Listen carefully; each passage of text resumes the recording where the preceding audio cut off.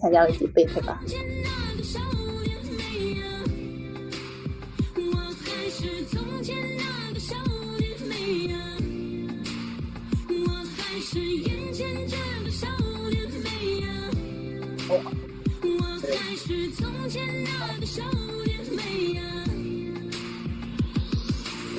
点音乐。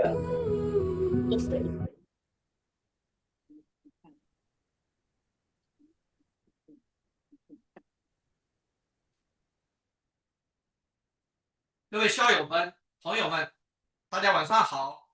我是大华府浙江大学校友会副会长刘斌，欢迎大家参加浙大校友会和华府青年 CYOC 联合举办的第7期求师教育论坛。本次论坛的主题是放飞梦想，优秀中学生毕业分享。我们请来了今年刚刚录取 MIT 麻省理工大学、UC Berkeley 伯克利大学、Princeton 大学和宾夕法尼亚大学的4位优秀高中毕业生，分享他们闪亮的中学生活和大学申请经验。这4位小嘉宾中，既有科技创新奇才、辩论高手、写作能手，也有高尔夫羽毛球健将。他们在百忙中抽出时间为学妹们精心准备了许多成功经验和心得，一定会给在场的学生和家长们带来了满满的受益的。另外，今晚我们也有幸请来了 Ingenius Prep Chief Education Officer 哈佛大学教育硕士和前招生官 Erin 士来为小嘉宾们的分享点评，并提供从招生官的视觉分享这个大学申请的一些重要的一些经验和资源。将嘉宾分享完以后呢，我们将由CYOC 的2位 Rising Senior Jason 和 Jennifer 给大家主持 Q&A session。大家在这个讲员们精彩分享的时候呢，有什么问题呢，请写下来During Q&A session 呢，这个2位小主持人呢会帮助大家 take the questions。Your questions 可以 direct to any of the speakers。Right， 然后呢，我们会 in general， so， 待会儿我们会有互动哈。那 before 我们讲座开始的时候呢，我首先分享一下我们这个作为求师论坛一贯以来的这个免责宣言哈。我看大家 screen 看得到吗？首先我欢迎大家看得到是吧？欢迎大家参加大华府浙江大学校友会和华府青年主办的求师论坛这个论坛是校友们常规活动之一求师论坛呢旨在提供一个大家交流信息交流的这个平台。对于每期论坛内容呢，我们声明如下：求师论坛的内容及所有参与者的言行仅代表其个人观点和思想。大华府浙江校友会不会为论坛参与者和分享的任何内容和言行负责。求师论坛是非营利性活动，大华府浙江大学校友会及组织人与论坛邀请的嘉宾不存在任何利益关系感谢大家的支持和参与，感谢嘉宾前来分享和传播知识。下面呢，我们有请大华府浙江校友会现任会长李浩给大家致辞。有请李浩会长。谢谢我们的刘斌常务副会长。大家好，欢迎大家参加我们第20期的大华府浙江大学校友会求是论坛暨教育论坛第7期。然后我们的教育论坛从2020年第1期开始到现在已经走过了5个年头每一年我们都会邀请即将毕业的一些高中生然后来分享他们成功的大学的经验。那今天我们也很有幸邀请到4位非常优秀的进入他们理想大学的应届高中毕业生，以及引资的创始人之一 Erin Gu 来作为我们的讲员所以特别期待各位的分享，谢谢大家。交还给我们的刘斌主持人。好，谢谢李浩会长。下面我们有请一位特别嘉宾他是我们浙江大学那个基金会的主席，同时呢也是华府青年 CYOC 的创始人和督导之一那就是我们的吕平博士有请吕平博士给大家支持。PJ 你的那个麦克 mute 了。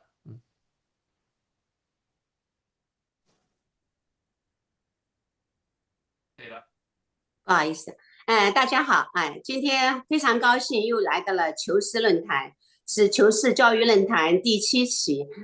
我刚刚回想了一下啊，我们那个求是论坛是2020年第1期，第1期的第1讲也是我们ZUAADC和华府青年的创始人，所以我非常开心，今天看到华府青年的标志也在浙大求是论坛上面了啊，这是第1次应该是。作为浙大基金会主席的话，浙大基金会一直是支持这个求是论坛的，每年都给我们的小嘉宾小小的奖励，也希望他们今天来听的人也能以后再来这个论坛，我们继续给予奖励，把自己的经验分享给大家。另外呢，作为华府青年的督导，我挺开心的，华府青年经过18到现在7年的发展。变成那么大一个组织，今年来到华府青年的嘉宾也有3位，我很开心。华府青年这个平台，它就是一个服务社区、自我成长的平台，给大家带来这么多的荣誉，而且给大家带来这么多的训练，非常感谢。今天特别要感谢浙大的会长跟常务副会长，还有顾问会长，他们花了很多精力，把我们这个求是论坛越做越好，谢谢大家。谢谢李平博士。那个今天我们特别感谢有这个华府青年一直以来的支持啊。今天这次我们特别的有好多有3位来自华府青年的小嘉宾，而且一贯以来呢，我们2位Rising Senior 作为主持人Jennifer Wan 和这个Jason Ding 都是我们来自华府青年的。好。Without further ado 我们现在下面 switch English， 因为我们这些小嘉宾们可能分享much easier in English. So I will switch English. Let's bring up our extinguished speaker, and that's from the panel. The first first speaker to share is Ray Zhang. And let me bring up the slides. Okay, family. Yeah, Ray Zhang is actually one of the kids of our alumni. He graduated from Thomas Jefferson High School for science and a technical track. He has been accepted to MIT and committed to MIT, and he also been accepted by Princeton, UPenn Wharton, Columbia, Brown, and Duke, etc.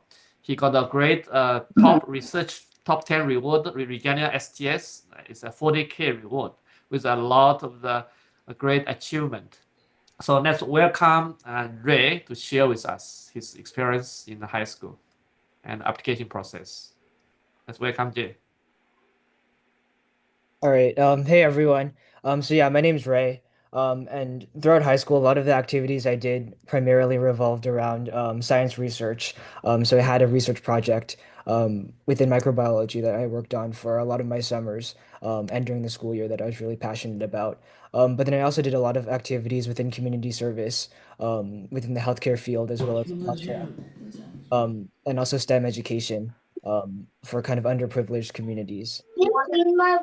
Outside of kind of the STEM realm, I did activities like debating. So I did congressional debate, as well as podcasting. So I had my own podcast, which was a lot of fun, where I interviewed a lot of healthcare policy experts and kind of had conversations with them on future steps for creating policies that could better respond to the needs of vulnerable communities. And I think the main thing I did with my application was portray a lot of my activities that were across different fields, all toward the idea of service to humanity and contributing to the communities that are around me and the communities I care about most. For tips I would give to like rising seniors as well as like underclassmen in high school, most importantly, I think, is to be passionate about everything you do. So choose activities you naturally enjoy doing, because the only way to kind of organically be able to do well in activities is if you have a passion for it. The actual activities you do, I think, don't really matter as much as how well you do in them, right? And so the only way to get that is to have activities you're you really want to kind of attack and participate in. Um, and I'd say if you're kind of a freshman or a sophomore in high school, take the time to branch out and explore a bunch of different activities to find what you're interested in. Because chances are you don't really know the kind of careers or disciplines or fields of work you can get into. You don't know the entire scope of everything that you could get into in the future. So definitely take time to explore different fields and explore things you're interested in. Um, I'd also say that throughout high school, it's really important to be able to talk to people well. So this will be important for things like your letters of recommendation, how well you can talk with teachers, communicate with people who, kind of organize the activities you do. But also just talking in general is a really important life skill to have. Being able to like effectively communicate kind of manifests itself into so many different activities. And also, when you're doing those college applications, when you're writing essays or doing interviews, the ability to communicate your thoughts to people and kind of talk to others is really crucial. Um, and for my essay tips, I'd say take a lot of time to write and take a lot of time to read because writing is kind of goes hand in hand with reading. The more you read, I think the better you write. So take a lot of time to start those applications early, start writing those supplemental essays. I went through a lot of early stages of like supplemental essay drafts, knowing 100% that those weren't going to be great essays and that I was going to have to change them in the future. And that was okay because I at least got my thoughts down into something that was a lot more tangible and useful to me than if I just had those in my head. So don't waste time, kind of thinking about the best idea or delaying your kind of writing until you get an idea that really works. Because if you start writing and just get drafts down, you're going to be much more kind of prepared to write a good essay in the future. So drafts are really important, even if your first essay topic isn't going to be what your final essay topic is going to be. And I think the overall process of college applications is really a time to reflect. And, so sure, it is important to kind of do reflection to, show who you are to the admissions committee, but I think it's also going to be really important for life, in general, to just kind of say, this is what I've done in high school. And you guys have probably tried so many different things, in high school, and it's really a time to say, this is what I've done in the past, and this is what I've enjoyed, this is what I've haven't, um, and take that and figure out what you want to do in the future. What does your future look like? It's really a time to identify the values, the interests that are really important to you, and those that are going to stick with you. And so that'll help you for life, but it also helps you to kind of get your narrative down for those applications, like who are you as a person, in the classroom, outside of the classroom, and kind of what is your goal? What are you trying to achieve through the activities that you do? Is it service to humanity? Is it a kind of building communities around you, stuff like that. Um, and I think for doing the supplemental essays for each of your schools takes time to research, take the time to research the schools individually, because certain schools will look for certain things in your supplemental essays that other schools 真的长得 might 很像 not 你啊！ hold as much preference for. So, for example, like Princeton looks 我 a 在 lot 听 at 他们这 service. 些 And you can really tell 今 that 年 in, high school， kind of their high website and school what they value, but also in their like supplemental questions that they actually ask. They have like a whole like I think 500-word essay about service that they had this past year, or maybe it was 250 words. But they had a much more emphasis on service, whereas other schools like UPenn might have had things like a thank you note or other kind of unique essay prompts that show what they're looking for. And so take the time to really research what a school is looking for, what values they're really placing. That's really important. And I think my last tip for all high school students, especially rising seniors, is just take it easy. Like in the heat of the moment, like you'll kind of put a lot of emphasis and spend a lot of time dwelling over college applications and how you do on them. But coming from a senior who just finished the cycle, as well as like talking to a lot of my friends, like at the end of the day, once you finish the college application process, the whole experience isn't as important as you might have thought.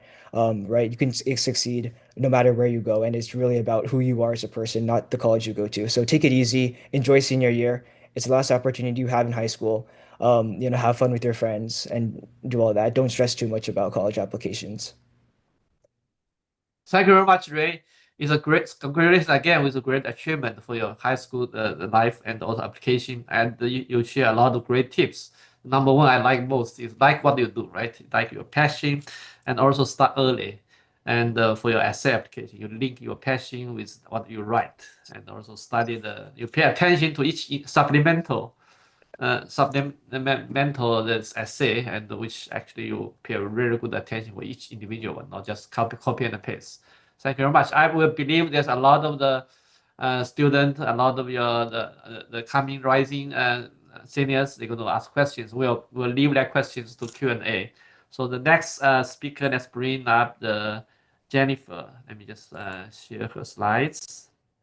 Actually, Jennifer Wan is our familiar face. She has been a CYOC, our previous education forum, the MC. So, and this year, this is her turn to share great successful stories. Jennifer graduated from the Richard Montgomery High School IB program. Now you're going to attend the UC Berkeley Health Business School. She has a lot of the international, 3 times DK International Top 10 winners and the Genius Olympia International Silver Medalist, and also other achievement. So let's welcome Jennifer to share with us. Yeah. Hi everyone, I'm Jennifer. Yeah, as you said, I was an MC 2 years ago, so it's really funny that I'm here this year as a panelist.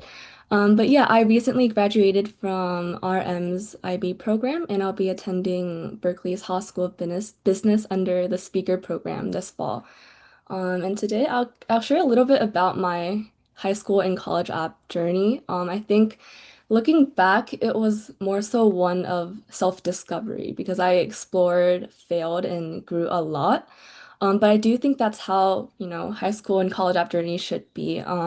Like many students, I started high school with a checklist mentality, thinking that, I needed to pursue certain things to look good. And I had no clue what I wanted to do, so I explored many, many different activities. But none of it really clicked until I began actually trying to challenge myself to enter unfamiliar spaces and actually try to identify and follow what I was curious about. For example, I joined business clubs completely on a whim my freshman year, even though I didn't know anything about business at the time, but they brought me amazing communities and leadership opportunities. And through creating sustainable products and business proposals, I discovered that I really loved innovation and business strategy, and that was something I wanted to pursue in the future. And while I was proud to place top, 3 times in DECA's international conference and become a Genius Olympia silver medalist and, place in other virtual pitch competitions, those titles grew to matter less than the actual process, like the trial and error, the collaboration, research, and opportunities to actually build, real-world solutions to environmental and infrastructural issues that I cared about and wanted to help solve. And outside of business, I turned to storytelling, and that was another big part of my application. I found my creative voice through like art, poetry, and personal essays.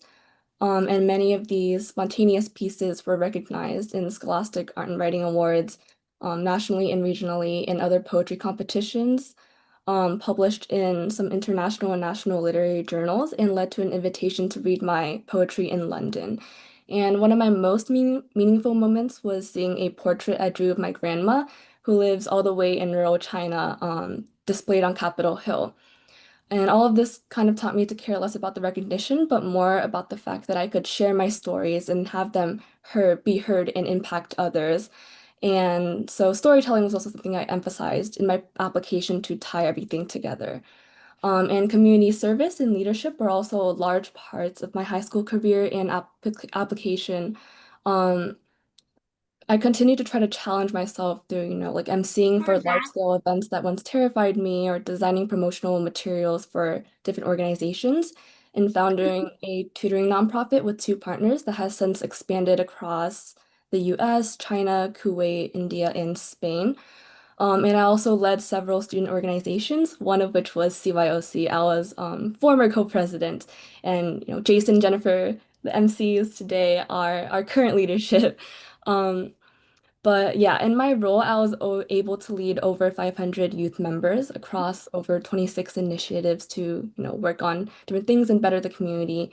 And through these roles, I earned, recognition through 3 gold PPSA awards, first place in the U.S.-China Association of Commerce's Youth Leadership Awards, and citations from the House of Reps, Governor, and Montgomery County Council. But most of all, I grew a lot as a leader and a communicator. So through all of this, I'd say the biggest lesson I've learned and my biggest tip for younger students here today is that, in high school, you should try to chase purpose and self-discovery rather than discovering who you are and what you want rather than prestige or perfection or just achievements. I think that it's really important to invest time in trying to explore and try new things, even things that you don't feel that you'll end up liking or that intimidate you, because, it's really important to figure out what you actually like and what you don't like. And you'd also be surprised where a random club or connection may lead. And when you figure out what you like, try to aim to further that area. But at the same time, it's really important to build a variety of experiences, not just academically or professionally, but also personally. Like try to collect some professional experiences, volunteer experiences, social experiences, do some things for physical wellness, some for like intellectual growth, some for fun, some for creation, some for expression, all of that. And in the process, focus on building soft skills like creativity and communication, time management, because those will matter no matter like where you go for college or what major or career path you end up pursuing. And for the college app itself, try to highlight all of these different sides of yourself and your experiences, kind of like puzzle pieces, but try to highlight all of them in a cohesive and meaningful way to stand out in the admissions process. Thank you very much, Jennifer. So we're so happy for you as a MC. You come back as a speaker, and actually, I learned that you have continuous self-discovery for your passion, and with a creative voice and a big heart to do the community service. You did a lot of great leadership in CYOC, and actually, I'm pretty sure the MCs today is going to be the future speakers. So I'm going to congratulate ahead of the times. Hopefully, the next year you're going to be the speakers. Okay, great. Thank you for Jennifer. Let me bring up the next our speakers, Victoria Diaz. Let me share her slides a bit. So Victoria Diaz is graduated from the Winston Churchill, and he has been accepted to the Princeton, UMD, Georgia Tech, UCLA, Rice. And she has been an intern analyst and has been a great leadership in the debate teams and also championing varsity golf teams. And he has great leadership and the school has a great acceptance for her. And let's share her let her share her stories for high school. Sorry, let me just stop the screen. Let's welcome Victoria. Thank you for the introduction. I'm Victoria, and yeah, so my college application process was honestly is probably a little less stressful than a lot of my peers. And there were a few things that I did to ensure that during my time. So I always suggest that you have to make sure you have a good timeline and plan when you begin your process. You want to consider your schedule for the year, especially during the fall, and you don't want to end up having to rush through your applications. You want to make sure you lower your stress as best as you can. So that means starting early. You also want to work smarter, not harder. One tip I have is that a lot of schools have similar supplemental prompts. So pay attention to where you can reuse what you've already written and simply just rework it. You'll save a lot of time and energy this way. In my case specifically, I had my Common App draft done by the end of spring break my junior year, and then I had my supplementals all drafted by the beginning of August. And I used the rest of August to kind of tie up any loose ends that I have. So during the fall, when I was super, super busy with golf, I was able to almost leisurely complete the rest of my application, which was pretty much just filling out the Common App. I do want to note that this part is still tedious and it takes time. So you do want to plan ahead for that, but you can pretty much go on autopilot for this part and knock it out with any free time that you have, and not much brain power. So in that sense, again, my college application process was fairly low stress, for that. In terms of content for your application, you want to think about your college application like a story that you're telling the admissions 哥哥，你要不要过来 officers. 听一个讲座？ So you want to focus on creating a narrative and sticking to it throughout your entire package. So your essays, your resume, and basically anything else you're sending to the colleges should all make sense together and give the admissions officers a really holistic understanding of what kind of person you are, and what type of applicant you are.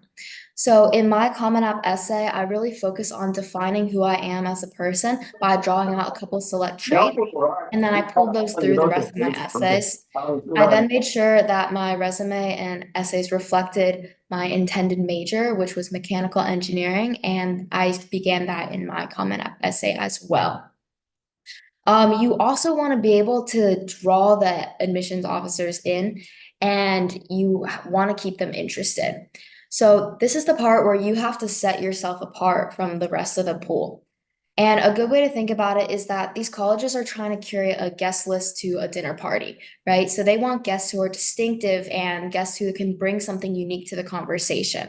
And honestly, everybody applying to these top colleges has the best grades too, and they have the best test scores, and they probably do a lot of the same extracurricular activities that you do as well. So you really need to dig deep and ask yourself, why does this school want me as opposed to the next person who's might just be equally as qualified as you?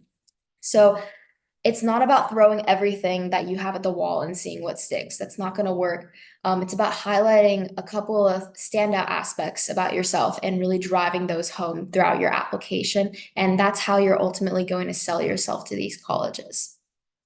So again, the college application process, it's unpredictable, and it is really tough. It's hard to set yourself apart, but if you're ultimately going to want to succeed, you're going to have to really dig deep and really show the admissions officers who you are, like what type of unique person you are, and that's how you're going to succeed in the end.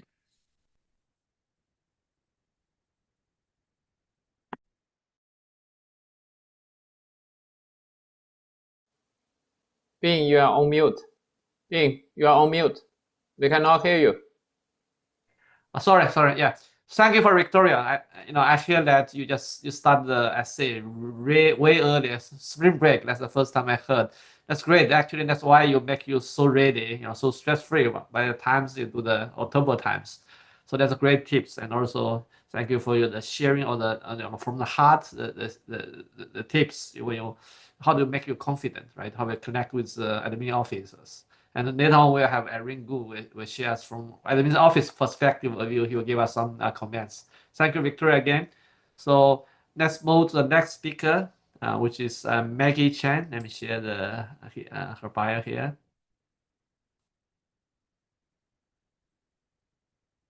So Maggie is graduate from Richard Montgomery IB program, and he has been ED accepted to UPenn, and which is her dream school. He has been a founder and president of Anti-Trafficking School Club, published a journal paper, which is very popular, well received. He has been debaters and TOC Silverbit, founded and coached a debate program. She is also a badminton team captain, ranked the 20th in the national. Great achievement in the high school, and congratulations for your accept the dream school. And let's welcome Maggie. Hi everyone, I'm Maggie. I'm recently graduated from Richard Montgomery High School IB program, same as Jennifer. And there are many things that I have to say about the college admissions process. Like Victoria, I think for me personally, it was a lot easier just because of the way I managed my time, which is really important. But so for me personally, I knew since I was in 5th grade that I wanted to go to UPenn Wharton School of Business.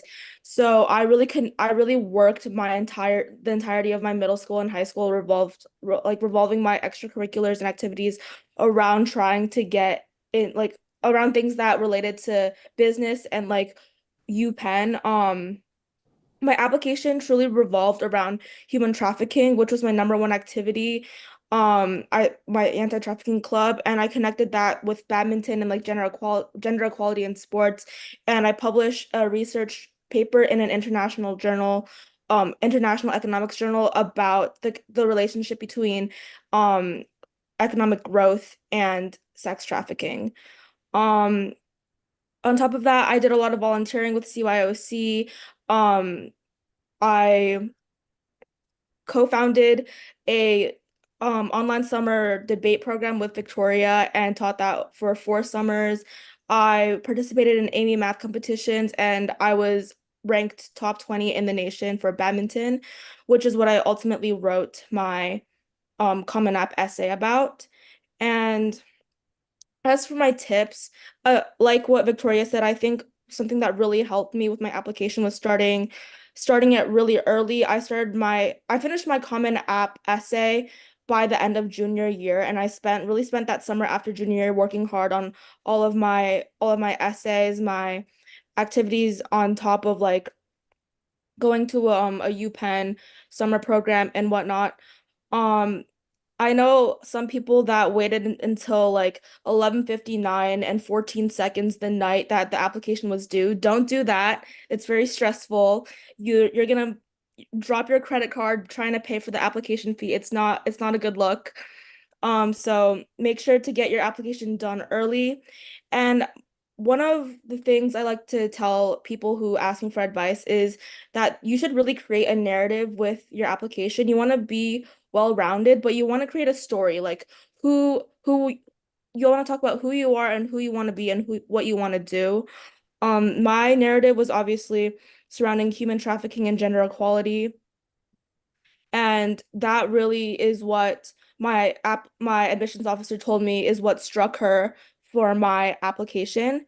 And another really big piece of advice I have is to connect with the people from your Reach Your Dream schools. And I think that demonstrated interest is definitely a really important component to like getting into your dream school. So for me specifically, I reached out to Wharton professors. I sat in classes, chatted with professors, chatted with Wharton students. I went to the Wharton summer program there, and I talked to people in the Wharton MBA program and like other Wharton's undergrad students there. And from that, you can get a lot of information and like unique experiences from them, and be like referencing that in your essays so you can give more specific reasons as to why you want to attend the specific school or the specific program. And I really, for each school will ask you like a why do you want to go to our school essay, and I think it's really important to really well research the school before you write that essay and give specific reasons. Talk about specific clubs or events or like unique aspects of the school that really draw you in, and like you have to give like a unique reason as to why you want to attend that school. And I think that connections are really important. One good example I always like to give is the research paper I wrote. The professor I wrote my research paper with, I actually met through badminton, and just from chatting with him and like knowing him and, playing badminton with his kid, I was able to talk to him more about like my research like goals and talk about human trafficking, and together we spent the summer writing and publishing the paper. And I also have to reiterate what Ray said. I completely agree that passion is one of the most important things. I think our AO can cooperate this later, but they can really sniff out like when people are doing things just to get into a school versus when they're truly passionate about what they do. And don't just do like a bunch of random activities because you think it looks good on your application. You really want to do things that you care about and can write a good essay about like why you're doing it and what it means to you. For example, I wrote one of my essays about my relationship with my grandma, and I wrote another one about cooking and how I use my love for cooking in ways to like better the world around me. And finally, I just want to finish this off by saying that I think another important part of my application was my Common App essay, and I didn't write like your standard like typical essay. I actually wrote like a mini story that was like related to Harry Potter just because I like writing, and like, you know, like entering different creative writing competitions was something I did, and to incorporate that into my application, I decided instead of writing like a narrative about myself, I wrote about myself in the third person. And I thought that that was like what my UPenn admissions officer said was her favorite part of my application. Thank you very much, Maggie. I feel like that story is strongly the specific story like human traffic and the way your passion experience, and also the reaching to the professors, right, in your dream school. So that's great. So yeah, thank you for all of the four distinguished speakers for taking time to share. So I believe there's a lot of the students online will have questions to you. So probably we'll next be prepared. Anybody have questions, you start to write down. And next, let's invite the professional, the Erin Gu, who is the Chief Education. And let me just bring her slides. Chief Education Office of Ingenius, and also she graduated as a education master degree from Harvard, and has been at the formal admissions office with a team of 300 plus formal admission officers from top schools, Ingenius Prep. And I like his one of his motto in his slides: get into the top college with the world's leading college admission counseling and consulting. So let's welcome Miss Gu, Erin Gu. Thank you very much. Should I keep the slides? Yeah, okay. Hello, everybody. Right. Thank you. I think it's very inspiring to hear about all the students' stories. And we have a lot of high achieving stories from our own students as well every year. And fun connection, I actually went to high school in the DC area as well. So I had friends at Richard Montgomery and Winston Churchill. I went to Thomas Wooten High School. I don't know if there's any students in the audience there from that school. Yeah, it's great to be here. I love to tell you a little bit about Ingenius and what we do and how we help students with this college process. We already heard a lot of really great tips from students here. And I think that sometimes it can be really hard to implement those tips, right? You kind of know what you're supposed to do, but what if you don't know what your passion are, or maybe you really struggle with time management and prioritizing. In those cases, it might be helpful to have, a counselor and another adult, somebody who's a mentor who can help you move things along and really troubleshoot when you get stuck, or give you some ideas and directions to help you with your maybe inspirations. So at Ingenius, we have a really large team of what we call former admissions officers. So these are people who, sat in those admissions seats and made those admissions decisions. Like you heard these students talk about, these are the people that you really had to impress. And they have left the admissions office, so now they can work with our students directly to share their perspective and insights into what it takes, right, to get admitted into these different institutions. We also have a large team of what we call graduate coaches. So these are folks who went to those schools themselves and then moved on to master's programs or PhD programs, and have a lot of experience working with high school students, and especially in the writing essay process. Earlier, to help them build up their activities, to pick their extracurricular activities, which ones is worth more of their time and energy versus other ones, because everybody has limited time and energy, right? How do you pick and choose between the different options? And as well as a wealth of other kind of resources, like some professional connections, professor connections, right?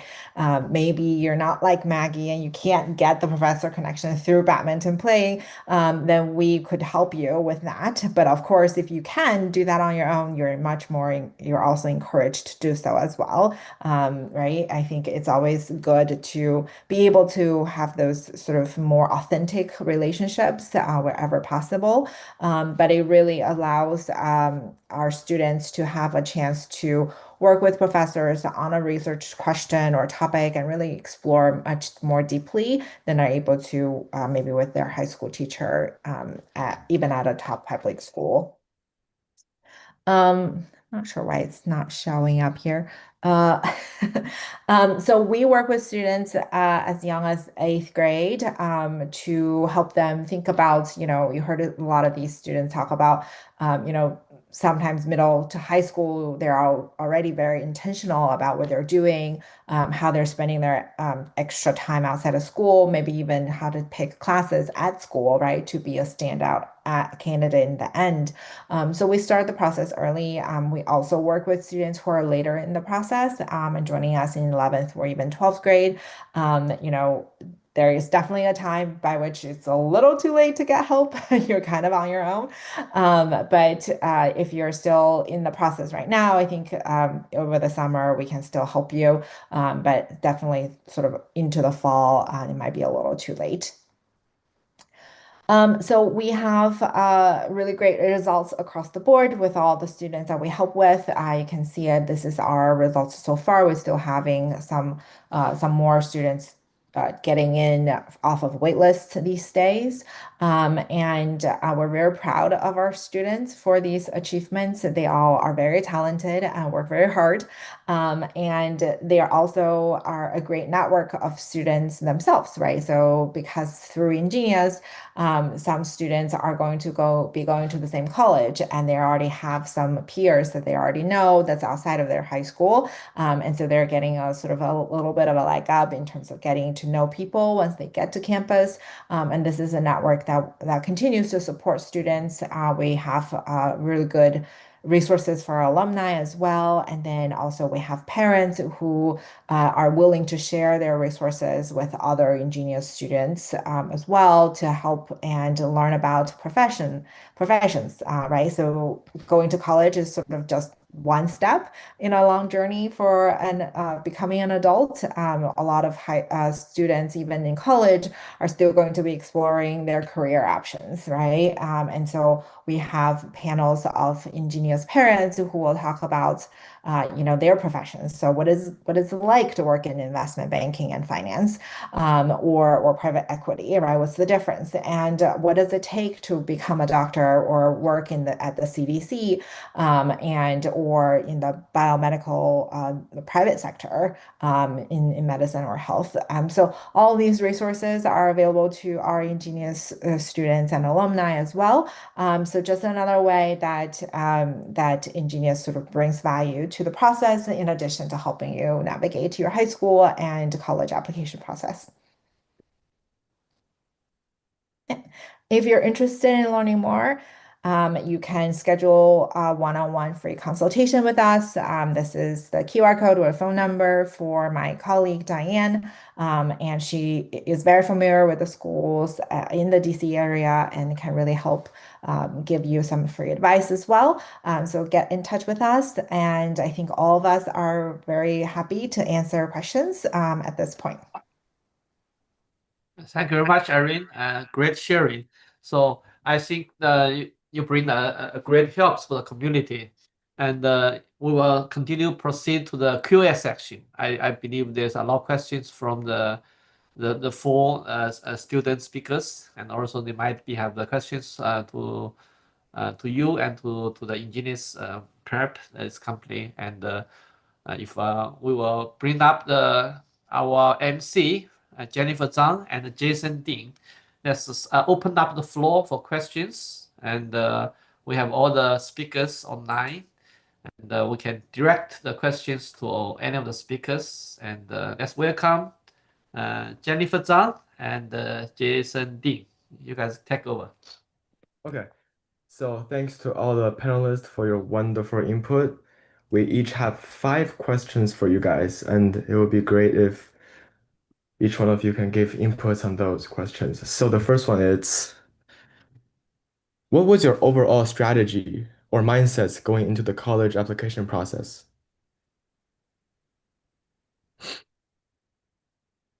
Maybe we can start with Jennifer Wan.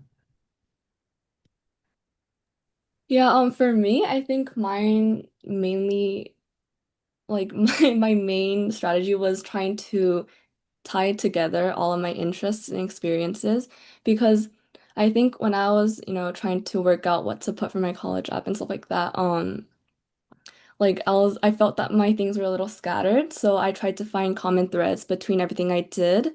Um, and I did that through, like by trying to emphasize how I loved creating and I love storytelling and doing all of that stuff. So that was my main theme for my like writing and stuff like that. And that's what I tried to emphasize in the different parts of the application and like activities in my awards, and also the supplementals.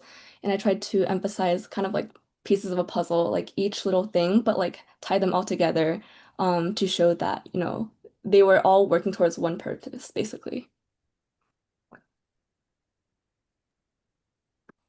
Thank you. Maggie? Yeah, I can agree with that. I think that for me, my narrative that I was creating for my college application came more naturally because it was truly that I learned about the perils of human trafficking through debate. And from there, I kind of stemmed and started working on like the research paper and for like gender equality in sports and like starting the club and everything. So, for me, it wasn't so much of like creating a story with the things I had, but it kind of just came together on its own. And I think that um compared to a lot of my peers, again, like I wasn't as stressed with the entire college application process just because I started so much earlier. And like throughout high school, I was kind of thinking in the back of my head, like what I would be putting on my college application. And I had a lot of like older friends share their experiences with me. So I think that definitely talking to people in your life that have gone through like what we're doing right now, but talking to people about their experience and just getting little tips and tricks here and there will definitely help you as well.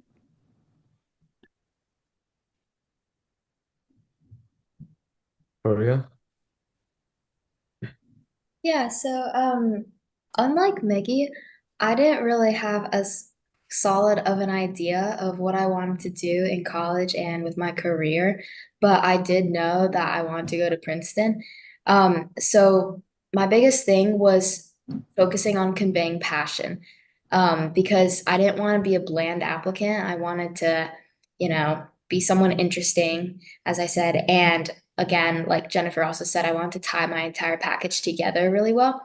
So yeah, I just really focused on making things work together, making sure my application made sense together, but I really tried to let my passion shine through. I knew that I wanted to do I knew that I really had a passion for like creating, being creative, like engineering related things. So I focused on that. I took that and I just ran with it. So that's a good piece of advice. I think if you're not totally sure what you want to do, but you might have an idea, pick something that you think you can really pull things from your resume with or from your life experiences. Just use what you have to your advantage, and make the most out of that. But yeah. And our last panelist, Ray. Yeah, I think I went into like the college application process, kind of feeling a little bit lost. Like I didn't know exactly how my activities would fit together. I didn't know, what was important to me, how I wanted to present myself, or, what admissions officer was looking for, stuff like that. So like I didn't have like a complete kind of full picture going into college applications. But what I did know was that if I started early and if I spent time thinking about these things, eventually I would become much more kind of adept to actually getting to, know what like how each, piece of my application fits into the overall puzzle presented to the admissions committee and stuff like that. So I kind of did go into the college application process with like the rookie mindset, and I knew that would be normal, and I knew that I would eventually, if I like sunk time into kind of thinking about my essays, thinking about who I want to be, thinking about how my activities have what my activities show about what I enjoy, and as previous speakers have said, the thread that ties together everything that you do and everything that's important to you.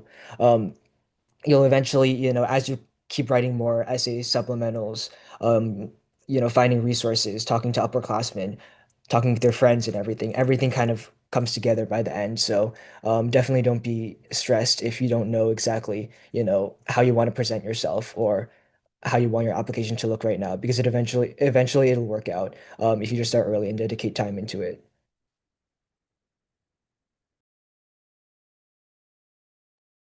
Thank you all very much. And now we have a question from the participants. I think it's a question that everyone wants to know. So how important are good grades and SAT scores? I can start with that, if that's all right. Yeah, please. Personally, I did not have a very high SAT score. I had a 1530 SAT score, and I took the SAT like 5 times.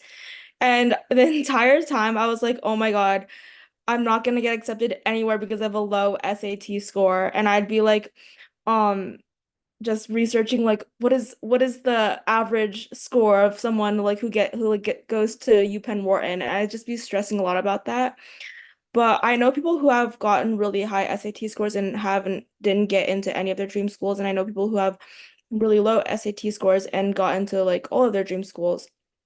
And also talking to like just listening to different admissions officers come to my school and talk, a lot of them have emphasized that to them like GPA matters a lot more than SAT scores. And I don't know if Erin can corroborate this, but this is just from what I've heard. And I would say like GPA wise, I have maintained like a really high GPA throughout high school. Like I took all but one honors classes, so I had like the highest possible GPA, and I think one of the highest out of my class throughout like until senior year. But that's just my experience. Yeah, from what we know from our former admissions officers, there is a threshold. So you kind of do need to be within the realm of your testing and grades.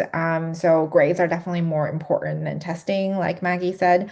That's true. You want to be taking the most rigorous class and doing as best as you can in those classes. I think that's very important. But there is, it's not like if you have to have a 1580, right? But you also probably won't have a lot of chance getting into a place like Penn or Wharton with a 1430 on the SAT, right? So there is a sort of a threshold in which you have to meet, but above that, getting a higher testing score won't necessarily change it very much, your chances very much. Yeah, I can totally like agree with what Maggie said.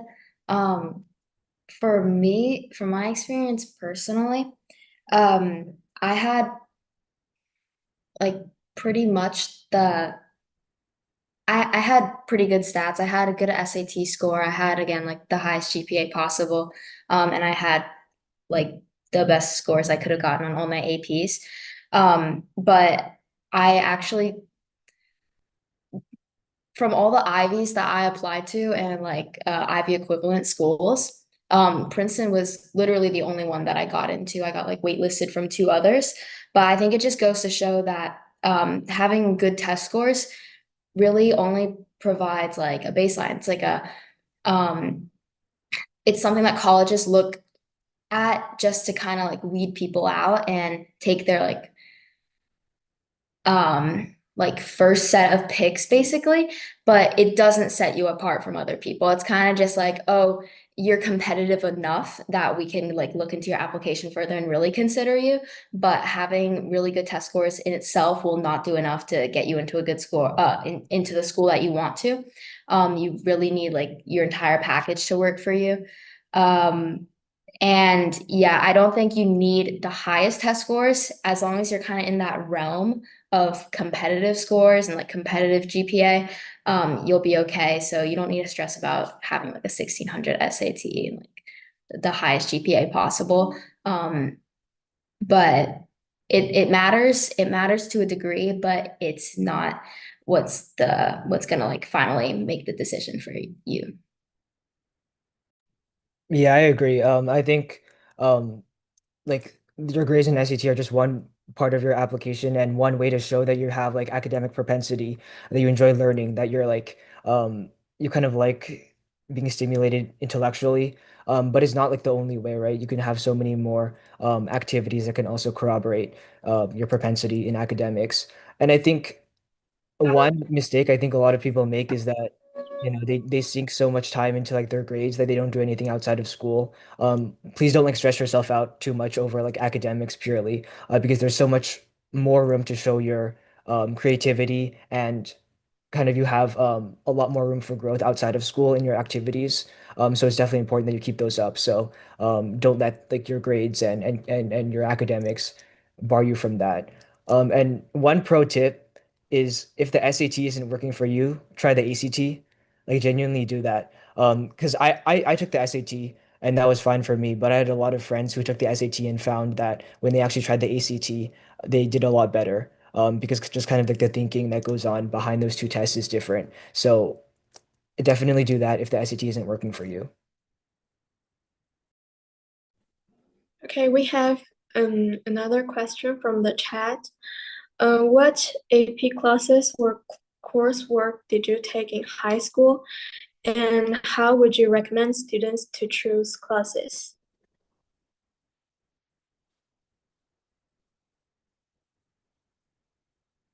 Maybe we can start from Victoria. Yeah, so throughout high school, I started off freshman, sophomore year, I only took 2 APs per year. So freshman year, I took AP US History and AP Computer Science Principles, and then sophomore year, I took AP Government and Politics, and then AP Physics 1.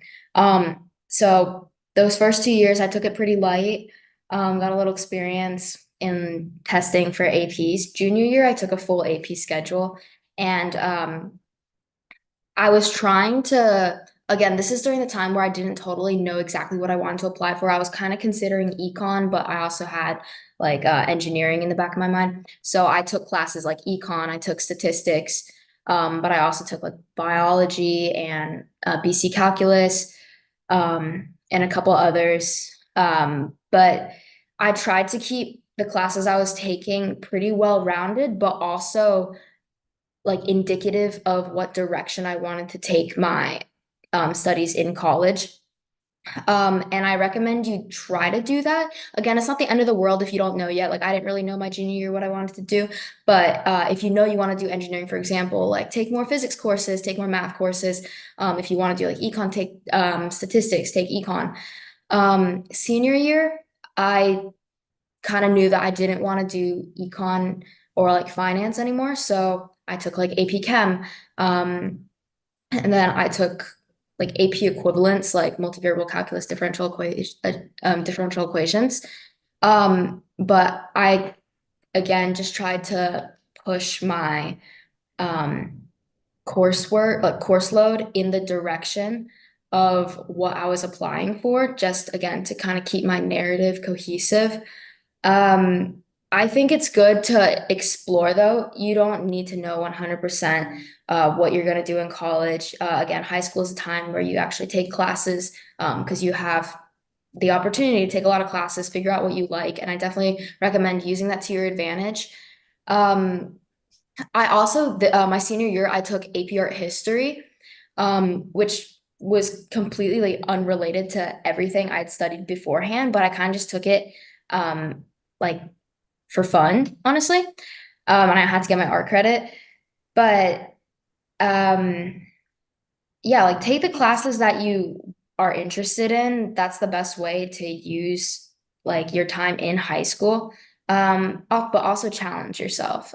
Keep yourself competitive. Show like the schools that you can handle a college level course load, and but also don't overwhelm yourself. If you can't handle it, don't take a full AP schedule, or don't take a million math classes or physics classes if you can't handle it, because ultimately you want to be able to do well in maybe like 4 AP classes as opposed to kind of not doing so great in 7, for example. But yeah, just like just like pay attention, you get a feel, you know yourself best, what you can handle, make sure you can handle your course load, but also explore and try to, if you can, if you know, then try to take classes that will reflect what you do want to study in college, and it'll help build your resume. But don't stress about it. Yeah, adding on to that, because I took the IB program, I ended up with around 20 APs and IBs. So my first 2 years were more so AP classes I chose and some self-studying, and then the latter half of my course load was pretty much all IBs. But within that, for me, because I felt that my activities were all more humanities based, I tried to choose courses um to emphasize that I also had STEM ability and like analytical abilities as well. So I took higher level mathematics and biology and um pretty much all the AP, STEM courses that there were, and also some language ones. But I think that's something to keep in mind, that you can kind of choose your course load based on, like your like what you know of your image. Like if you have any weaknesses that you don't think you proved enough, or but also you could choose courses trying to like strengthen skills that you have communicated in the rest of your application. It goes two ways, both ways. Um, but yeah, as Victoria said, I also think it's really important to make sure that there's a balance in your schedule. There's no need to like take the max amount of APs and IBs that you can. It's important to just, as long as you demonstrated that you're intentionally trying to challenge yourself and learn more through your course load, that's all that matters. So you don't need, a lot, but also try to take, some or as much as you can handle. I agree. I think like it really depends on what kinds of classes are offered at your school. Because like college admissions officers do take the context of your high school into account. But generally like the two key factors that are really important for academics, like first, what classes you take, how difficult they are, but second, how will you do in them? And so you really want to try to kind of do the best you can in both fields, in both those areas. Um, to kind of differentiate yourself. But I think like if you're in the DMV area, like the school system and like the classes that a lot of schools offer here are really advanced and robust compared to the rest of the US. So definitely make use of those classes. So like the APs, but also a lot of post APs that are offered at certain schools are really good. I think I used my freshman year mostly to like kind of explore a lot of different fields because I think a lot of schools have like their freshman year. You mostly don't choose your schedule. Mostly it's like you have a certain like, kind of core number of classes you have to take across like a bunch of different disciplines. And so I used my freshman year to kind of explore that and find what areas I really enjoyed solving problems in. That was the most important part. And so then I could find like for sophomore year and beyond, I could kind of hone in on those specific fields and take more advanced classes within those fields to kind of show that I'm kind of exploring what I really am passionate about. So freshman year is a good time to explore, and that goes for like activities too. Exploring what you're interested in, and then you can kind of explore those passions in the future. Yeah, everything I was gonna say was already said. I'm also in the IB program, so I didn't take that many AP courses my junior or senior year, but um we're in the IB program, you're required to take 6 IB like exams. I would say though, I think that even if you don't take an AP class, you should take more like honors or like weighted classes just for your GPA. I know like a lot of my friends that didn't take honors classes like freshman and sophomore year because they didn't know about like the way it affects their GPA really regret it now.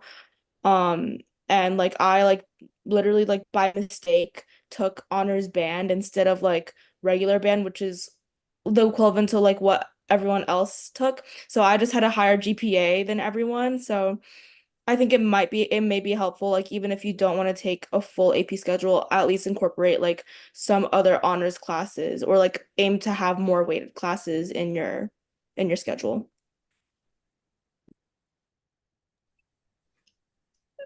Thank you all. And as rising senior, I actually has a question for you guys.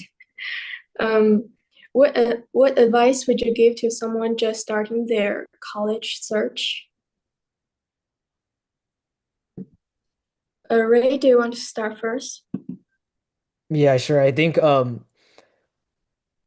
least when I started my college search, it was like first developing a list of colleges that I wanted to apply for. And I think that's important, like kind of finding the school that's right for you is really important. But what I would actually say is to keep your options for what colleges you apply to kind of more broad. Because like you might think right now, early summer in your college application process that you want, a school with characteristics, A, B, and C, but that might change in the future as you do more research and stuff. So definitely keep your options open for what colleges you apply to. Because once you actually get accepted into those colleges, you go for admitted student stays, you meet a lot more students that go there, and you kind of get a more accurate sense of what the college is like. So keep your options open. For which colleges that you're interested in. And I think also think more long term when you're applying to college. So for example, like you might think right now that you want to go into field X, for example, because you've spent all of your high school time doing activities that are within the field of X.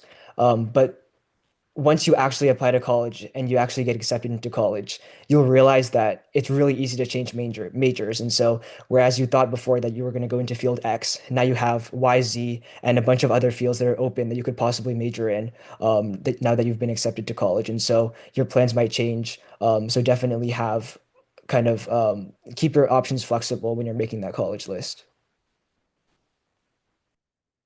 I can go next. The way I did it, well, first of all, I just want to say I don't think it's a good idea to marry yourself to a college and be like, if I don't get into this specific school, like my life is over. That's never a good mentality.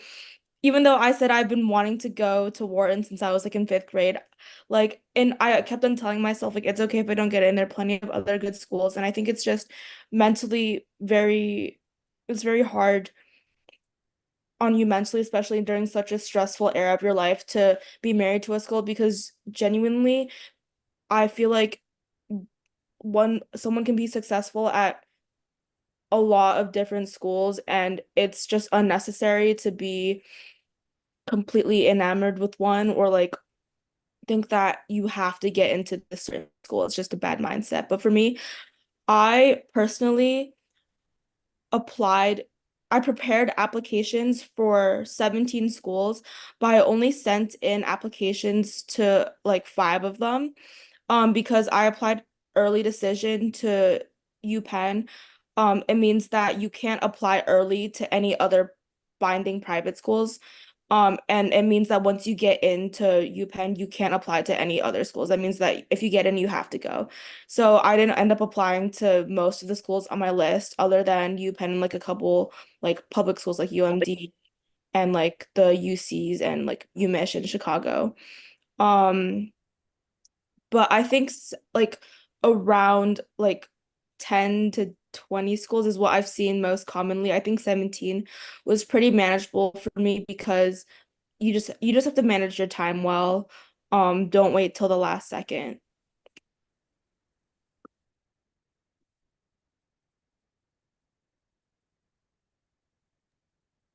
Okay, thank you all very much. And I have a question from Jessica. How important is work and job experience? We can start with Victoria. Yeah, so I think work experience is important, especially in terms of an internship. I did an internship the summer after my junior year, before my senior year. So the same summer I was working on my college apps. And my internship was with NIST, which is the National Institute of Standards and Technology, and I worked in the engineering lab. So I had a role that was very much related to my intended major of mechanical engineering. And getting experience in that not only kind of gives you a better idea of what you do want to do with your career, but it also shows the colleges that you're kind of committed to whatever intended major, and you can also handle a work experience. It's something very different from the academic experience you get in high school. You learn a lot more. You get to interact with real like adults in the workforce, as well as peers.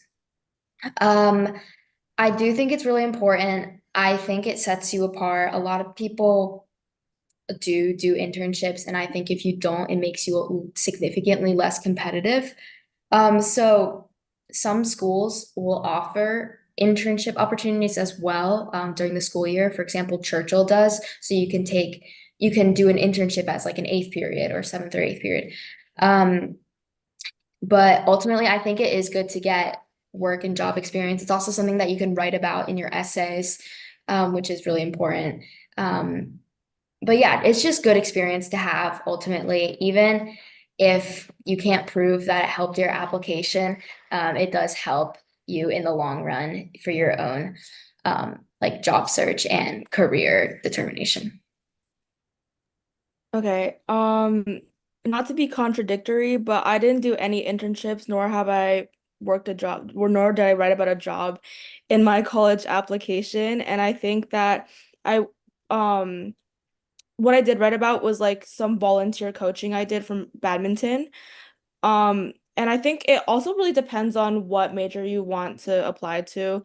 I think if you want to apply to a business major, like having work experience is really important, whether it be like just like a behind the counter like cashier job or like starting your own business. And I think for like other majors, like having an internship somewhere, or like I think almost all majors having an internship that relates to your intended field of study will help a lot, but personally, I did not. Yeah, same here. I didn't have any internships or work experiences, because I focused most of my time on competitions and leadership work and like starting and running my own organizations. Um, I do think that, it could be a good thing to have in terms of demonstrating that you have, certain experiences working with others and things like that. And that they could definitely, get you points. But it all depends on, like how they factor into the rest of your application. Like, I don't think you need them in the sense that it will be the reason that you don't get in or anything, because colleges do aim for, a more holistic view of your application. So I think as long as you kind of communicate that you have experiences, dealing with conflicts or like organization and like interacting with others and things like that, and like professional experiences as well, I think you're good to go. Yeah, I would just jump in here and say definitely to the point of holistic review, right? I think we all know at this point that it's not about checking boxes, right? It's not about like making sure you have 1, 2, 3, 4, 5 things, and then that's why you get into these schools. And every student, all 4 of our panelists today, everybody has a different set of experiences and a different set of strengths. And that is how the admissions office sort of evaluates students. What they're looking at is that are students taking full advantage of the resources that are available to them, right? So like Victoria mentioned, if you go to a high school that offers internship opportunities, you probably really want to look into that, right? But if your school doesn't have that resource and you don't have that connection in your family or through your personal network, it's not necessary. Plenty of students get in without an internship or work experience as well. So I think it really depends on individual students and the context that they're coming from, which is also what makes this process a little less, a little bit more difficult to navigate 没 as 什么，我 students 就 and 说 families as well. 我发我信箱了。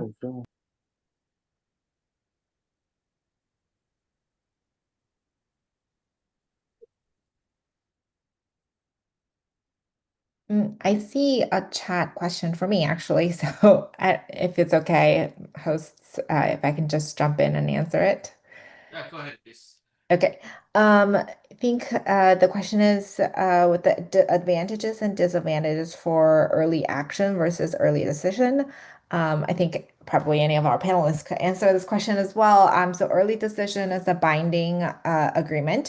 So that is where you're saying to the school that if they admit you, you are definitely going. So there is a market sort of advantage to applying early decision because the overall admit rate for early decision process tends to be 3 or 4, sometimes 5 times higher than what it is for regular decision. So if you have a dream school and you think it's sort of, if you stretch and you can reach it, then is a good idea to apply to their early decision. Early action is good because it also it's not binding, right? So if you do get in, you don't have to go. So it gives you the option to consider your other offers. It is more beneficial for students who might need or want to consider financial aid package as part of their decision making on where they want to go. It also early action gives you the advantage of sort of early notification, as in you will find out your results earlier than the regular decision round. And so it's usually in the fall or potentially early winter, depending on the school that is doing the early action program. But it can be a good, I think most students will do a combination of the two. They will apply to an early decision school, and then they will also apply to some early action schools that are allowed under the early decision program. So public large universities are usually on the early action process anyway, and students are able to apply to both. So that's a good and a common approach for the early round, which are usually due November 1st or November 15th for the deadlines.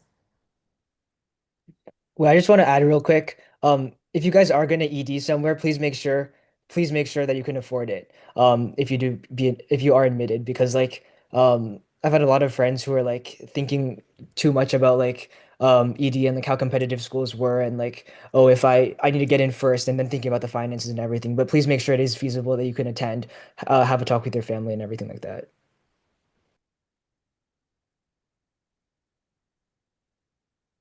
Actually, I have a question for Ray.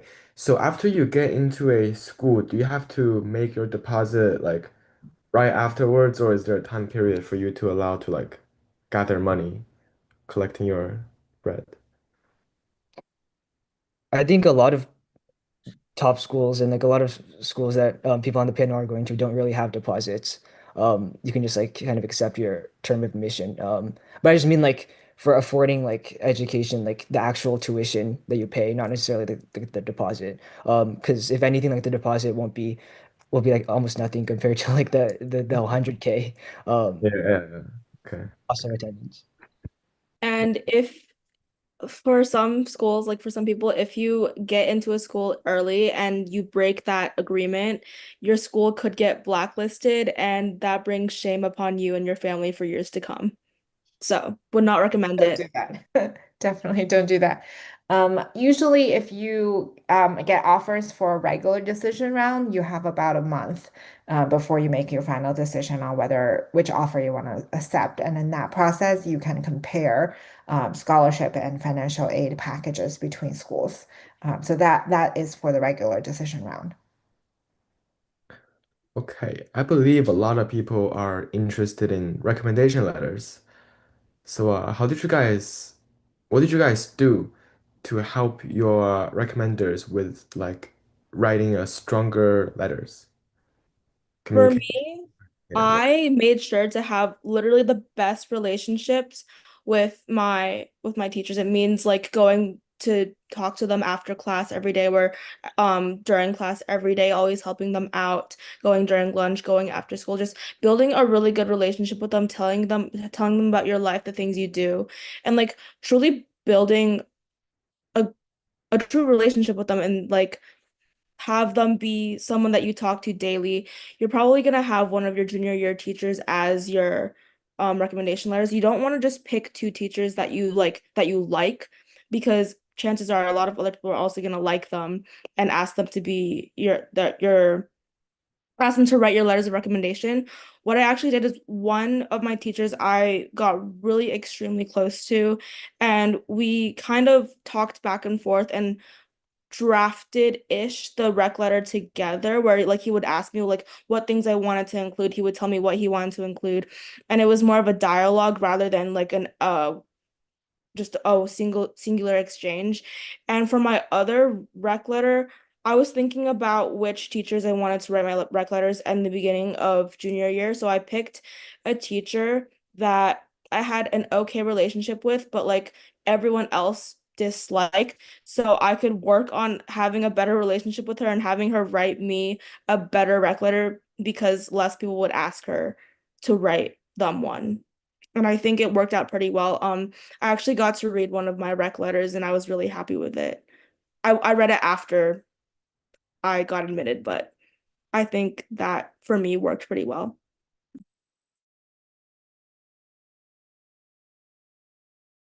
Yeah, for my recommenders, at first I chose out of the ones that I knew I shared more, personal experiences and details and like jokes with, so that I could ensure that they had, a more positive and unique image of me, so that, to minimize the chances of them sending in a really generic like template. I don't know. So I think that's something you should try to do, like build really good relationships with certain teachers, and like try to share as much of your personality as possible, so that they can, give you or send in a more personalized letter that shows the admissions officer what you are like as a person, not just a student. And for me, I chose my junior math and Spanish teachers, so those were, yeah, they were the ones that I think I shared the most experiences with. And I went in to talk to them, and I also sent them each a resume and my creative portfolio in case they wanted to know more details to touch on. So I think that's something you could do, or at least ask your teachers if they want one in the first place, to be, more helpful. Something I wanted to add is that some schools ask for like one or two other rec letters other than like your teachers, so like outside, and this is usually like your employers or like a coach or like someone who's helped you. So I asked the economics professor that I worked with um to write my research paper for a rec letter, and obviously that was a really good rec letter, but I also specifically asked one of the Wharton professors that I worked with during my time at their summer program, even though it was 3 weeks. Like, I just thought that having someone from the Wharton School of Business and have them like in the rec letter talk about why they thought I would be a good fit for Wharton specifically helped me a lot with my application, and that rec letter I only sent to UPenn. So you can work with you can try to find more niche people to write your rec letters with. I think that would definitely help your application a lot. Yeah, I like reaffirm like everything that Jennifer and Maggie said. For me, I had a good relationship with like all my teachers junior year as well. But I was definitely closer with maybe half of them. Definitely try to get a teacher that you've had for both semesters your junior year. That's the best. They'll know you the best. But then there are like cases that you'll form a really close bond with one of your like first semester teachers, and that's totally fine. I tried to get at least one STEM teacher and then one humanities teacher. I ended up asking 3 teachers because some schools will let you send in 3 teacher recommendation letters. Some will only let you send in 2. So I had like two primary ones, and then I had one that would send in as extra if the school allowed it. But I asked my econ teacher as my humanities, and then I asked my BC Calc teacher as my math, as my STEM, and then I also asked my AP Bio teacher as another STEM teacher. I again had good relationships with all these teachers, some like people I could talk to about anything about life. Just like really close relationship, knew them as a teacher, but also kind of as a friend. I also got 2 recommendation letters outside of school. I got my school golf coach to write me one. And that was like really special for me because I like my experience in like a leadership position on the golf team, on the school golf team, was something like really important for me. I was captain for 3 years. So that was something that I wanted to highlight in my application. And I also just had a really, really close relationship with my coach. And then I also had my internship mentor write me a recommendation letter. So in that case, that's another way that doing an internship did help me in that aspect, and that gave colleges kind of like very different views. They could like see me as a student in humanities classes and math class, like STEM classes, and also as like someone in the workplace and someone on like the like a school sports team, and like as a captain. I also had the pleasure of being deferred from Princeton actually in the early admissions round. So when I did all my like follow-up to my deferral, I had another teacher write me a recommendation letter. And it was actually my AP Art History teacher, and he actually offered. So I had formed a pretty close bond with him, and I was talking to him about like my college admissions process, told him I got deferred, and he actually offered to write me a letter. And I ultimately chose him because I had already had like STEM teachers write me recommendation letters. I had humanities teachers write me recommendation letters. I could have easily asked like my math teacher or my AP Chem teacher who knew like a rigorous class, and they like knew me as a student, but I ultimately chose my AP Art History teacher, even though it's like a class that is completely unrelated to my major.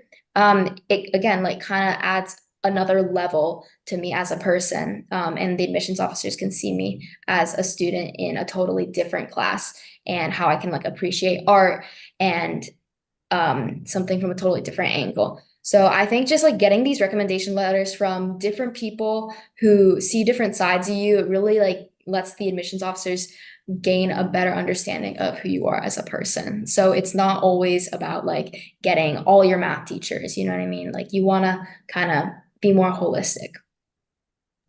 Yeah, I want to echo everything that's been said. I completely agree. The only way, and like the only way that you're gonna get good recommendation letters is if you have organic, kind of authentic relationships with your teachers from the start. That's the only way. There's no kind of faking that. That'll be really apparent to the admissions officers. And then also be aware for like certain schools will require you to get recs from certain people. Like MIT has like you need to get 1 rec from STEM and you need to get 1 rec from humanities. So be aware for be on the lookout for that. And I think people people think that the best letters of recommendation are the classes where you went above and beyond in, which is in part true, but it can also be the classes that you kind of struggled with initially and that you kind of like kind of worked through. Um, so for example, like one of my recommendations was in a class that initially I failed the first test, but then after that I kind of worked with my teacher one-on-one outside of school hours to kind of improve. And so through that recommendation letter, I was able to kind of highlight not only like how who I am in the classroom, and kind of the academic side of me, but also the soft skills that I have, like resilience or like work ethic or stuff like that. So those can be really helpful for recommendations. And I think the main purpose of those recommendation letters, when you're considering who you want to write your letters of recommendation, is to show different sides of you. Who are you in the classroom? Who are you in your community? Who are you in a certain activity? They're just kind of to provide different voices to who you are as a person, because you have so many different interests, right? And so you want that to be highlighted in the diversity of kind of your letters of recommendation.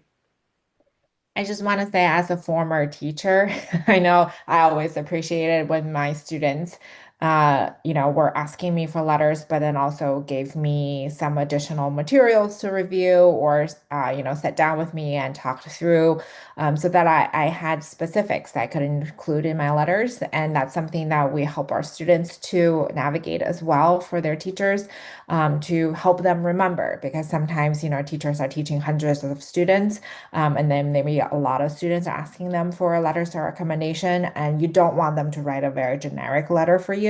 So you definitely want to build those authentic relationships, and long term, and sort of do all of that work up front, but then also towards the end, making sure that they have the material they need, so that they can be a pretty easy process for them to sit down and write you the letter, and that it wouldn't be sort of a generic letter. It would be very specific and tailored to you, whether it's about the struggle you had in their class or your favorite lesson, or an instance where maybe you helped troubleshoot something, or something that you guys talked about or joked about outside of school, and that personal connection. I think all of those things can be really, really helpful. And we also know that some schools, or some teachers will ask students to fill out a form or write some things, answer some questions. And so those are really good opportunities to help provide some of those nuggets that the teachers can include in their letters. Great. I think the time flies. We're almost like 9:31. So yeah, I believe there must be a lot of questions coming, and you guys have great insight to the community, to the students online. So let's wrap up with each of you give just one sentence to the rising high schoolers, rising seniors, for their wish their best luck for the successful admission to the dream school. Just pick one of them you feel most and from their heart. And if anybody have a last question, you can type in the chat while the panel speakers prepare their final close-up one sentence. So Jennifer, you have a question? Just one more question before we close up. Okay, I have a question for Maggie. Do you have any tips for writing essays, since like my writing skill is kind of poor? I think for writing essays, you really have to, the way I did it was I separated each topic of like each of the schools I had by topic, like one service essay, one leadership essay, like a diversity essay, and you write like your base essay for that. So like I drew from different aspects of my life. I drew from my leadership, from like my volunteering and running a summer program. I drew from, for diversity, I drew from like my relationship with my grandma and living with her. And for like community service, I talked about my work in human trafficking, and different parts of my life that I wanted to be conveyed through my essays in the different prompts that they were giving me. And what I did is I wrote base essays for all of them, and your essays don't have to be works of art. Like they don't have to be the most literary, like they don't have to be like the greatest literary works ever. I feel like admissions officers really just want to get to know who you are through your essays and get to know like your personality. So don't worry if your essay writing skills aren't good. It's really the ideas that you convey and the creativity that you show in your essays like that matters. And something that can always help is like asking your friends, like what do you guys think would be interesting for me to talk about, like because honestly brainstorming for the essays is the hardest part. And once you have your ideas and you start writing, and your ideas will be flowing and you know who you are. So definitely just think hard about it and just give yourself time to do that. And just start early. You can do it anytime, like in the shower, in bed, like in the car, anywhere you can just think. You don't have to have like an hour blocked off to just sit there and think. Because honestly, for a lot of my essays, especially the shorter ones, like a lot of them like want to know about little habits that you have so you kind of just want to observe yourself throughout the day, like what makes me unique, what makes me quirky, and write it down if you think it's a good idea, and just take your time when brainstorming.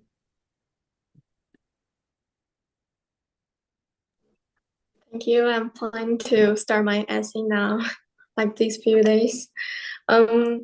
We have a question in the chat. If my homeschool is aligned with Wharton High School, do you think it's necessary to transfer to Blair High School in order to get into a better college?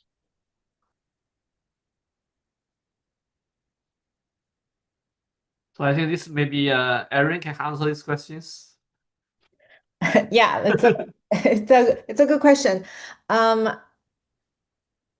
I don't think it's necessary. I think that students can succeed at all, wherever high school. I think that's more important, right? Being the best student you can be at the school that you go to. I think, Wooten and Blair are both really great schools, although I'm sure the admissions results are varied a little bit these days.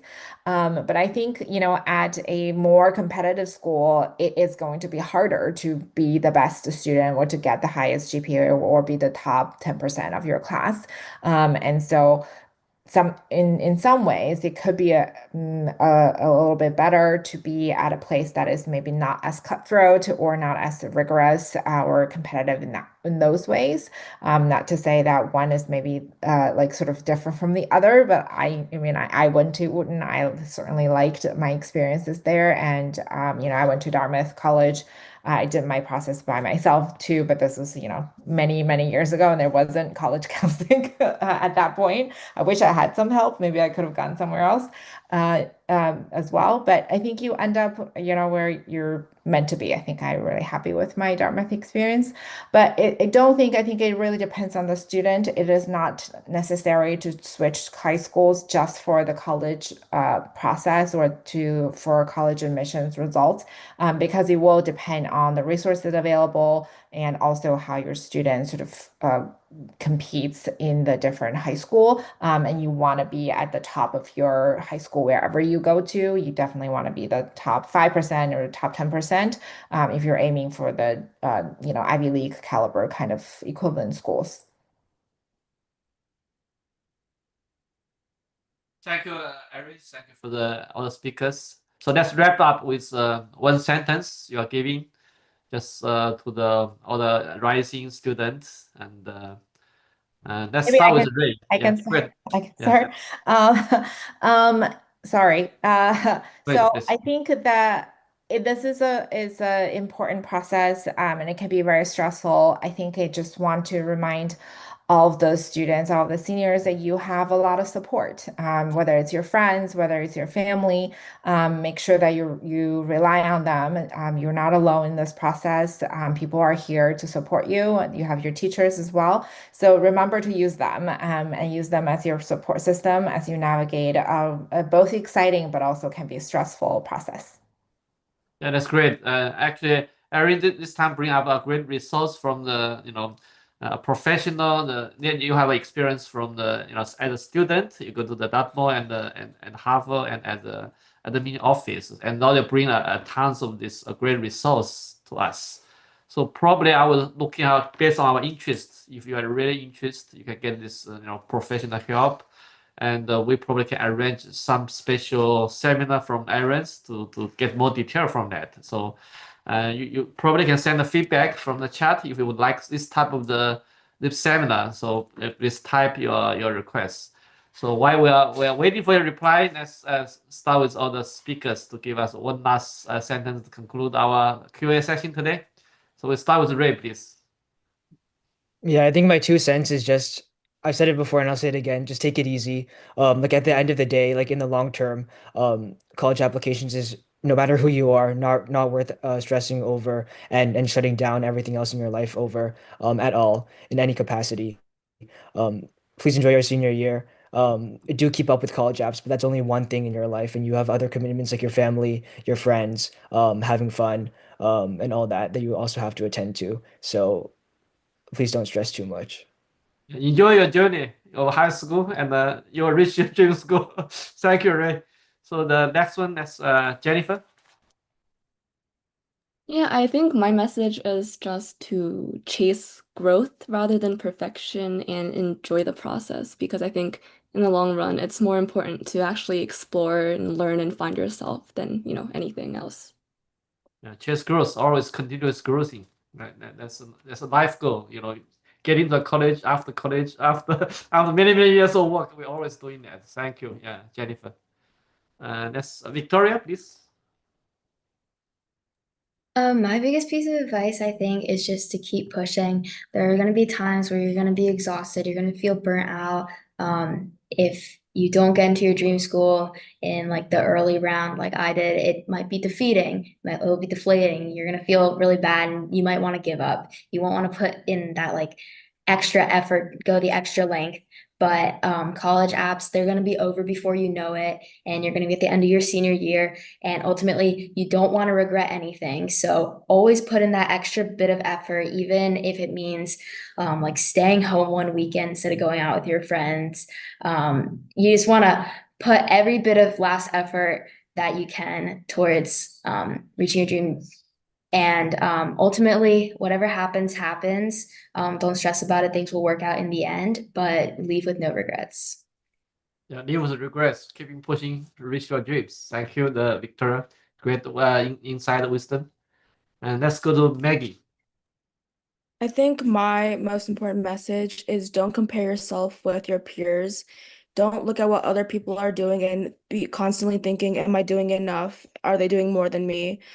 It can really create a toxic environment for everyone, and it can really ruin your high school experience. And senior year is truly something so special, and you don't want something like just being like toxicity and academic competition to ruin something so that's meant to be so great. Everyone's college application experience is different. There are people that are going to get into places that may shock you, and there are going to be people that get rejected from places that will shock you. It really is not one definite formula, and just comparing yourself and stressing yourself out with statistics and things like that is never helpful. Yeah, thank you very much, Maggie. Great wisdom. So let's bring Erin. Give us a good conclusion. Yes, I think all these panelists are making great points. Speaking from experience, we also see all kinds of students go through this process. I think it brings out the best and also the worst out of everybody because of all the stress and uncertainty. And I think it can be very difficult to navigate. So have as many allies as you can, rely on your friends, don't alienate people. Your parents are there too, even if they don't know this process themselves, they're there to support you. And then maybe you can tell your parents if you're really stressed and tell them to not give you any more stress, right? Having open communication.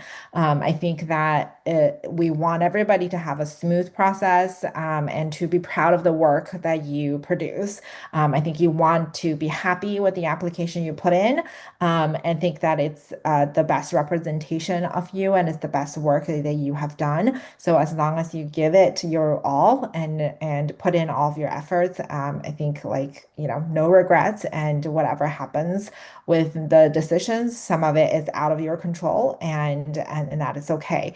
And you will be able to succeed wherever you end up. And we see our students, succeeding and thriving in college all over the place. And then also there's always master's programs or master degree or your career. And we have students that went to UC Santa Barbara that is now working at Microsoft as a lead project manager. So it doesn't matter where you go to school. Sometimes if you're going to succeed and you are a great student, and you will shine wherever you go, and it won't determine the rest of your life.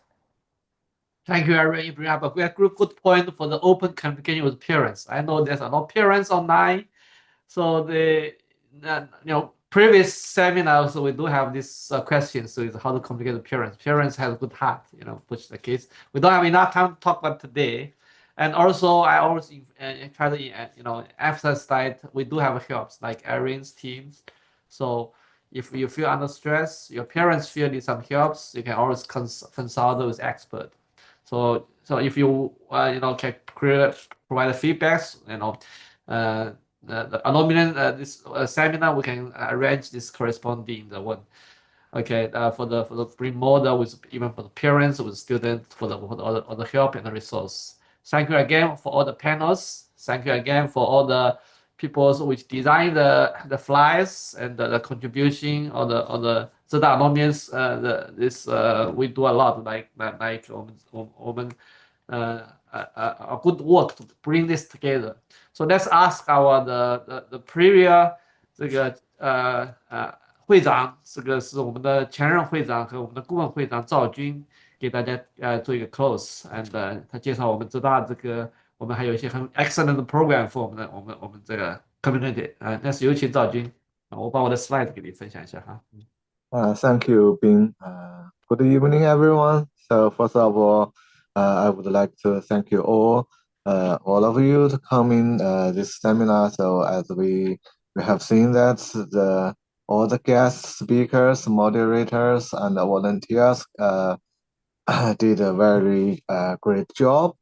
So thank you very much. And then I would like to introduce one of our events will hold on the August is air robotic competition. So this competition is co-hosted by Zhejiang University Alumni Association, CYOC, and George Mason airborne robotic teams. So this is as we see in the slides, this is a new type of drone. It's designed for the indoor use. So the technology is coming from George Mason University, and we will. This is the first time we will host a competition for the middle school student and high school students. So I think the basic things is you can if you are interested, you can view our website. The official website is arcup.ai.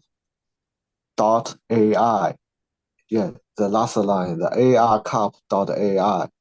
So if you are interested, you can scan the 2D code. Bing, could you put the 2D code on the screen? Yeah, this is the one. Yeah, thank you. Thank you very much for the 赵军。Thank you for all the panels. 我们热烈祝贺我们这次的这个分享圆满成功。我们得到很多的好评啊，这个在这个微信群里面。So 所有的这个 panel 将会得到ZUAADC基金会的一个 gift。So 再次感谢你们这个非常的 busy。在座的所有朋友们，我们今天的这个讲座就到此结束。如果有什么反馈的话，可以欢迎和ZUAADC校友会联系。Yeah, we have the record. So in the YouTube, right? YouTube, you can search the account ZUAADC, or you can view our website ZUAADC.org. Yeah, we will put everything in the website. Yeah, that's great. So, and I think can we fit everybody in this panel? Let me try to add to this panel. We take 最多9个，满了。最多9个怎么办？我们先拍一轮，再拍一轮。OK， 好嘞。Let's do the group picture. OK。So 李浩会长，你给我们拍好吧？好的马上来啊。Say cheese. Let's sum up. Congratulations for successful. Yes, Richard. 那个再来一个啊，对，等一下啊。你要面对镜头，李浩，你要面对镜头啊！我在看那个，对，我在看这个 screen 这个 shot。OK， 好，这样是对的。Say cheese. Cheers. Thank you. We smile very Okay. good. Perfect. So let's Perfect. add 李浩 just do a 让李浩去做一个。Where's the picture I photo? Okay. 那牛斌你来那个，所以牛斌你来拍一下还是怎么那我来拍一下 ，OK， 我帮你 add，等一下看，我看。 ？OK。Chat， 哎 ，disappear。Replace, okay.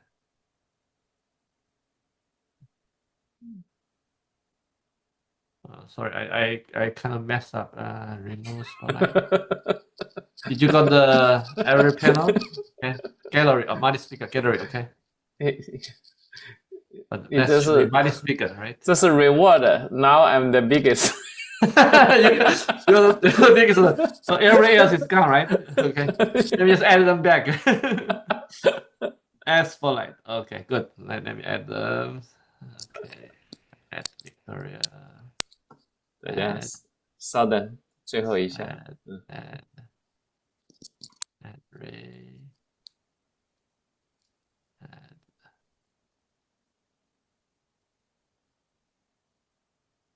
Okay, we're almost there.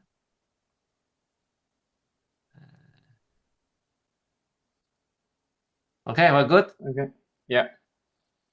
好的，谢谢你们那个 Let me get a picture. Hold on. Let me get a picture together. Say cheese. Okay, good. 应该我看了一下这个 Jason has a close eyes. Let me try one more times. 1, 2, 3, cheese. Okay, good. Yeah, we're great. Yeah, very great. OK， 谢谢。Thank you again. Thank you very much for your time. 我看了一下，大概我们 YouTube 加 Zoom 大概超过有200个人参加。Wow, there's 200 people attending. Yeah. 很棒，很棒。好，再见。李浩会长，你将会给他们讲一下这个将来我们 gift card 每个孩子和可能每个嘉宾我们会发。对，我们的学生嘉宾的话，请在那个就是我们那个组织的群里面留一下你们的 email。对，然后这样子的话，我们到时候会有Amazon 的 e-gift card 发给你们，作为你们对这个教育论坛的支持和奖励的一点小的回报。也希望你们就是在大学里面一切顺利吧，然后到时候也可以回访的呀，多发点照片过来。欢迎你们这个以后有机会还可以来分享大学生活哈，我们可以以后可以办一些持续的，不光是那些中学生，我们可以大学生的这个交流。Hopefully 你们就是我们就通过这次活动，我们你们4位嘉宾也是好朋友了哈，互相之间交流，keep in touch is great association。对，也特别谢谢 Erin Gu 那个对你们对我们校友会的支持，然后特别感谢你跟那个谈一起来参与到我们这个论坛的筹备和分享中，谢谢。对，我们看一下这个观众的这个 feedback， 如果他们真是有兴趣的话，我们可以开一个专题，好吧？好的，对，好嘞，可能谢谢啊，再次感谢。和家长有问题，对，是，今天很少，时间太短了，他们每个问题太多了，来不及实在 answer every question， 所以家长那一块会很多问题。I'm sure, very much sure。对，好的，没关系，以后还有机会。对，好嘞，再次感谢哈。OK， 好，谢谢大家，谢谢大家的参与，拜拜，拜拜。Good luck for your college life. Thank you.